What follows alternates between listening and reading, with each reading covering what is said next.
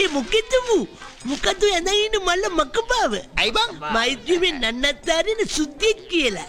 නන්නත්තාර සුද්ධියෝ මේ ඔබලා දන්නේ නැනේ මට වෙච්ච ඇබැද්දිය මම ගඟේ දියනාමින් උන්නේ ලස්සන නෑම්බියෝ 5 දෙනෙක් මට හොරෙන් මන්නානෝ බලබල ඉඳලා බං ඔය අනේ නිකම් පළයකෝ යන්න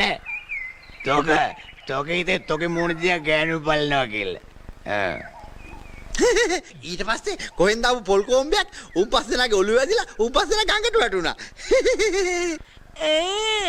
එතකොට තොට කොහෙන්ද ගවුම නෑ මේ උඹලා මට කියන්න දෙන්නේ නෑනේ අර කෙල්ලෝ කට්ටියක් කියලානේ උන් ඇවිල්ලා මේ ගවුමක් මගේ අතට දීලා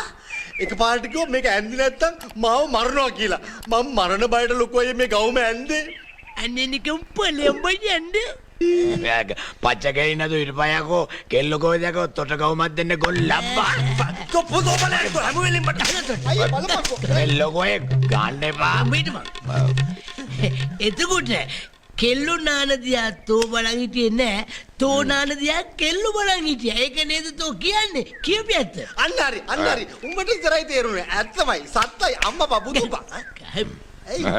අනේ බං මගේ ඔළුව ත්‍රිදිනවා වගේ අනේ ඇත්තට කවුද මම මේ පොල් කොම්බෙන් ගැහුවේ ඔය එන්නේ ඇට්ටිය ගහපු එක යකෝ ගොන් ලබ්බෝ මූ හිතා කෙල්ලෝ ගැහුවා කියලා මම ගැහුවේ යකෝ තොට ඇට්ටියෙන් මං ගැහුවේ තෝද ගැහුවේ මට මේ දැන් නිකන් ඉන්න වැඩ කරන්න ඕන අපි ඒකයි